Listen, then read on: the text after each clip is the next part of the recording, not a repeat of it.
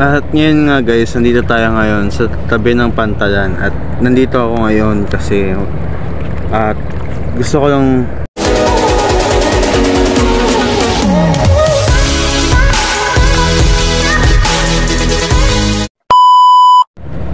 so yun guys, nandito ako ngayon sa gilid ng Pantalan. Ayan, and ayun yung sinasakyan kong barko sa likod. Hindi pa kami nakakaalis kasi hindi pa tapos yung pagkakarga ng hangin guys. Ay, buhangin guys. Bobo!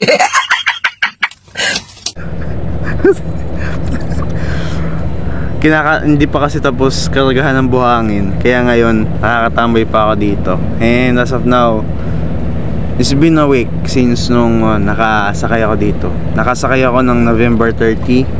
And then it's almost it's almost a week or more than a week na since nung nakasakay ako dito sa LCT Cargo.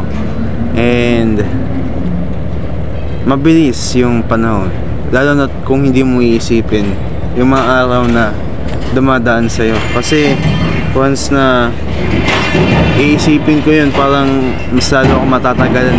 Parang alam niyo yun, yung tipo ng kada segundo iisipin mo,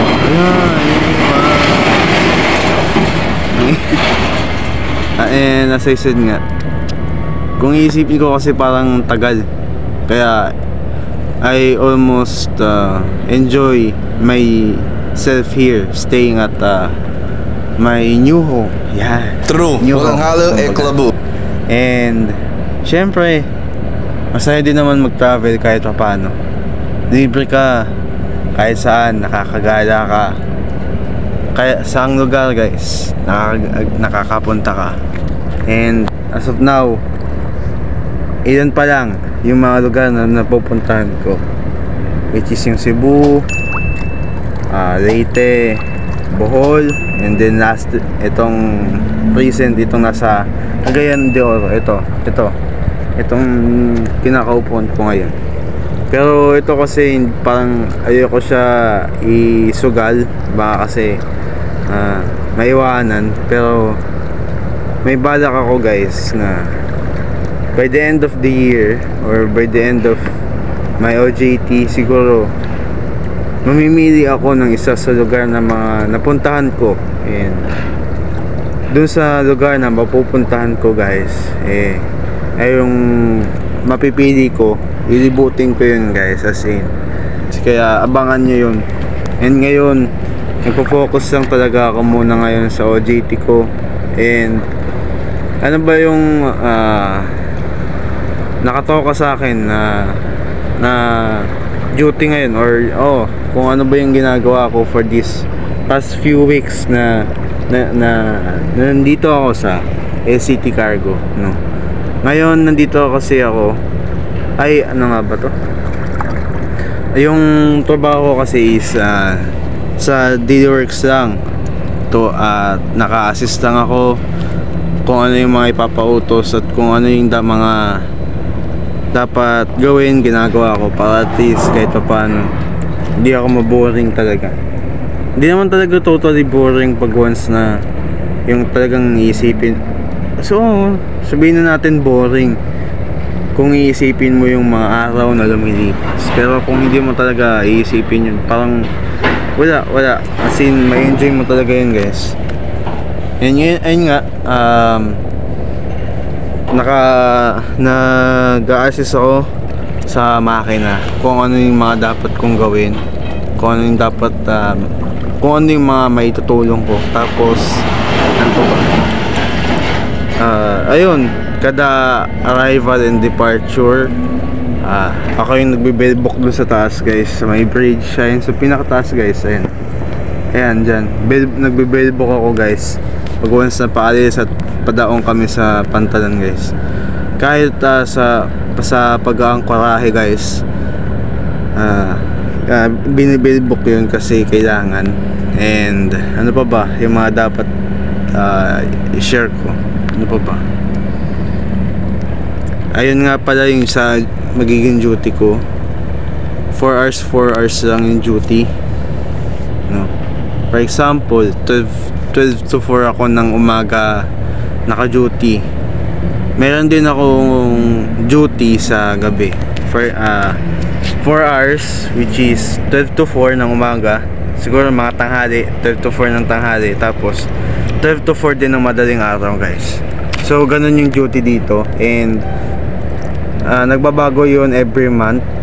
Kaya hindi ka maano, guys, hindi ka naka-stay doon sa isang ano lang, parang malilibot, ay parang rotation yung oras ng pasok mo. Pero for 1 month yun, guys, kada rotation. So ayun lang, nandito lang naman ako para sa OJT and to enjoy things. Kasi kung hindi mo i-enjoy yung bawat araw na dumadating sa'yo or lumilipas sa'yo, parang masasayang yung mga moments or opportunity na alam nyo yun, yung dumadating sa'yo. Kaya ngayon, I enjoy things, and hindi naman din posible na maging masaya dito.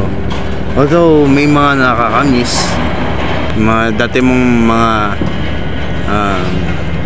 kasama, yung talagang nandun talaga sa comfort zone mo, parang kailangan nung talagang mag step out doon sa comfort zone na yun, para at least kahit paano you reach your goals in life and your opportunity. Kailangan mo ding mag step out of your comfort zone para, alam mo yun, madami ka matutunan, hindi lang sa comfort zone mo pa. Kasi di ba nga, sa comfort zone parang stable ka na, hindi ka nagagalaw doon. Parang ay, ito na yun, hindi na ako aalis dito. So parang nililimitahan mo yung sarili mo na to grow and to have better opportunity. Kaya ayun, kailangan natin na mag step, siguro lumabas doon sa comfort zone na yun. At ano pa ba, siguro yun lang muna, guys, no? Share ko lang naman yung almost 1 week ko dito, no? And kung ano ba yung mga ginagawa ko dito, kung ano ba yung mga nararamdaman ko ngayon, mga feelings ko about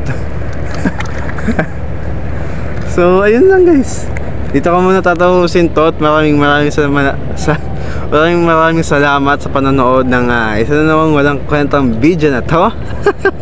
Kaya please don't forget to like, share, comment, and subscribe dito na sa ating munting channel. And don't forget to ring the notification bell for more updates to come. So yun, guys, peace out, keep safe, subscribe.